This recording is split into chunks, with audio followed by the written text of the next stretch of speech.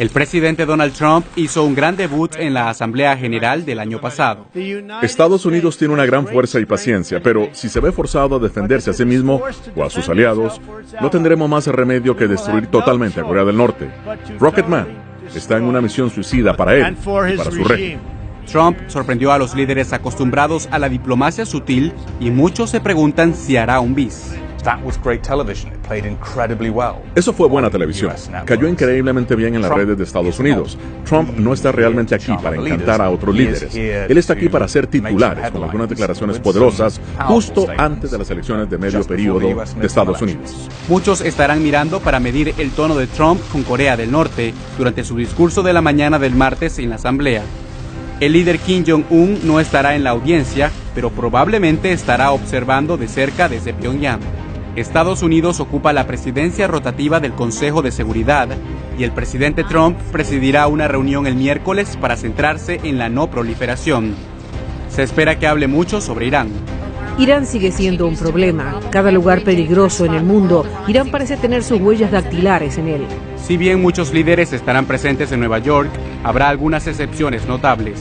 El presidente ruso Vladimir Putin y el presidente chino Xi Jinping y la canciller alemana Angela Merkel. Incrementa las capacidades de combate de la defensa antiaérea siria tras el derribo del avión Il-20 la semana pasada cerca de las costas de la República Árabe. Pese al rechazo de Israel, Moscú insiste en que la muerte de sus militares fue provocada por las maniobras de los cazas del país hebreo. Semyon Senderov nos acerca a los pormenores. Semyon, ¿qué tal? ¿Cómo estás? ¿Qué tal, Rubén? Cuéntanos más sobre esta medida rusa. Bueno, básicamente, Rubén, hay que decir que la cooperación entre Rusia y Siria va a ser más estrecha. De hecho, tras esta llamada que realizó Vladimir Putin a Bashar al-Assad, pues se ha explicado cuáles son los próximos pasos a tomar. Uno de los pasos es básicamente el suministro de un sistema antiaéreo S-300. De hecho, el Ministerio de Defensa de Rusia ha explicado todas las acciones que se están tomando al respecto. S-300 es un sistema antiaéreo ruso muy conocido, ¿no? Tiene alcance de más de 200 kilómetros y también puede alcanzar varios objetivos a la vez. De hecho, en 2013 ya querían enviarlo a Siria para la defensa. Sin embargo, Israel insistió, ¿no?, en que no lo hicieran. Entonces, ahora la situación, según el Ministerio de Defensa, cambia totalmente, básicamente, pues por la decisión de Israel, por esta maniobra que realiza. Estamos convencidos de que la implementación de estas medidas enfriará a las cabezas locas y los disuadirá de realizar acciones irreflexivas que amenacen a nuestros militares. De lo contrario, nos veremos obligados a reaccionar de acuerdo con el desarrollo de la situación.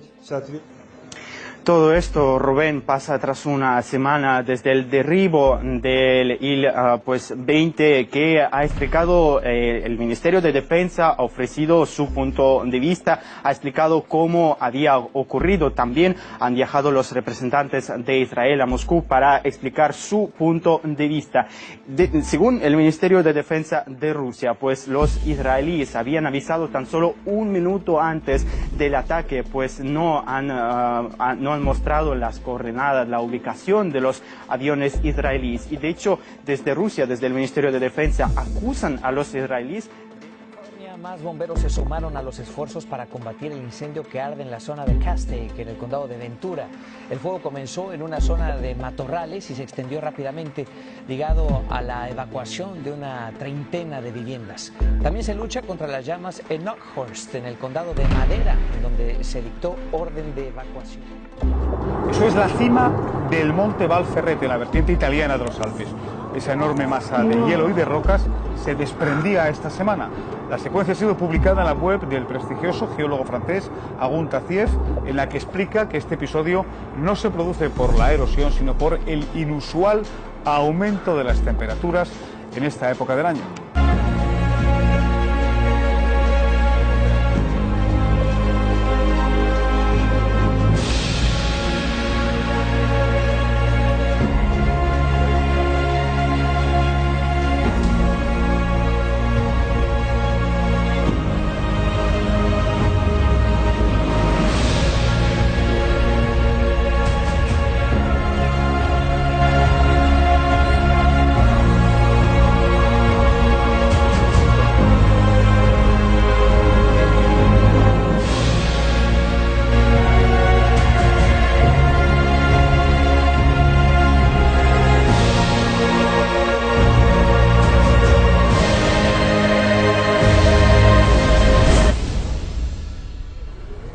La cara del SIDA ha cambiado durante las últimas 3 décadas. Ahora es imposible saber quién tiene la enfermedad y quién no. El tratamiento ha recorrido un largo camino, permitiendo que las personas infectadas con lo que una vez fue sentencia de muerte puedan llevar una vida productiva normal.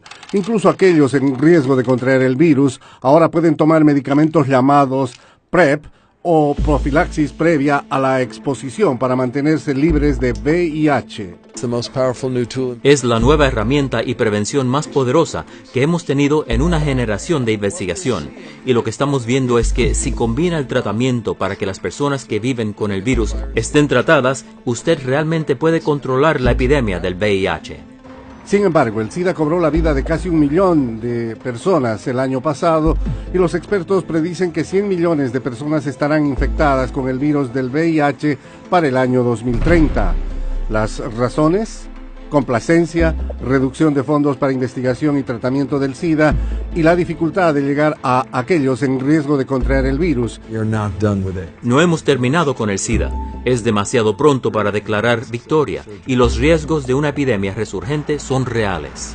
Los institutos nacionales de salud han anunciado un programa internacional para encontrar formas de reducir el estigma asociado con el SIDA para que más personas puedan recibir tratamiento. Henry Llanos, Voz de América. Otro de los asuntos que tendrá que afrontar López Obrador apenas asuma el poder es la inseguridad en México. A pocos meses de cerrar el año, los especialistas prevén que la violencia en el país rompa con el récord de 2017, cuando se superaron los 24,000 homicidios. Víctor Silva tiene el reporte. Imágenes que parecen salidas de una película de terror, pero lamentablemente es la realidad que se vive en México. País de asesinatos, desaparecidos, de fosas clandestinas, donde una bala puede callar a un periodista. Es México, donde las víctimas del crimen ya no caben en las morgues y el espiral de violencia sobrepasa a las autoridades. Nos da miedo salir ya siquiera a la puerta de nuestra casa. Las estadísticas así lo comprueban. El 2017 cerró como uno de los años más violentos para México en las últimas 2 décadas, pues fueron más de 24,000 muertes violentas, mientras que 2018 parece que superará esta marca con casi 19,000 asesinatos en lo que va del año. A la baja, de lo más.